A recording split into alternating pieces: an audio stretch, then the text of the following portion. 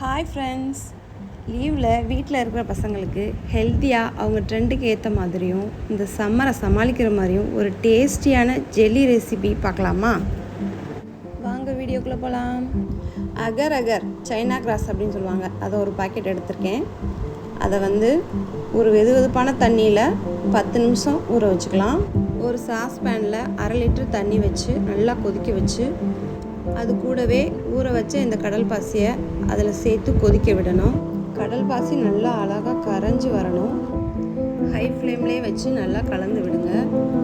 அதுக்கப்புறம் அதுக்கு தேவையான அளவு சர்க்கரை சேர்க்கணும். நான் 1 டம்ளர் சர்க்கரை சேர்த்துருக்கேன். உங்கள் டேஸ்ட்டுக்கு ஏற்ற மாதிரி நீங்கள் சேர்த்துக்கோங்க. சர்க்கரை நல்லா கரைஞ்சதும் ஸ்டவ் லோ ஃப்ளேமில் வச்சுட்டு ஃப்ளேவருக்காக 3 ஆரஞ்சு எடுத்து ஜூஸ் எடுத்து அதில் கலந்துக்கலாம். அதுக்கப்புறம் ஒரு லெமனை அதில் பிழிஞ்சு விட்டுட்டு நல்லா கலந்து விட்டுட்டு ஸ்டவ் ஆஃப் பண்ணிவிடுங்க.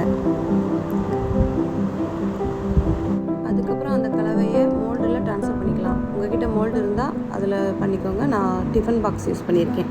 இதை அப்படியே வெளியிலையும் வைக்கலாம். நீங்கள் ஃப்ரிட்ஜில் ஒரு 20 நிமிஷம் வச்சா கூட அது ஜெல்லியாக கன்வெர்ட் ஆயிரும். வீட்டில் கிரேப்ஸ் இருந்தது, அதை சும்மா ஒரு கார்னிஷ்காக அதை போட்டிருக்கேன். இப்போ பாருங்கள், 20 நிமிஷம் கழித்து ஜெல்லியாக மாறிடுச்சு. சூப்பராக டேஸ்டியாக இருக்கும். இது வெளியில் கடையில் வாங்கி அன்ஹெல்த்தியாக சாப்பிட்றத விட நம்ம வீட்டிலே இது மாதிரி பண்ணி குழந்தைங்களுக்கு கொடுத்து ஜாலியாக அவங்கள என்ஜாய் பண்ண வைக்கலாம்.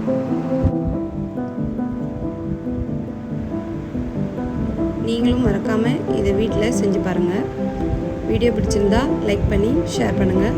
மறக்காமல் சப்ஸ்கிரைப் பண்ணுங்கள். பாய்.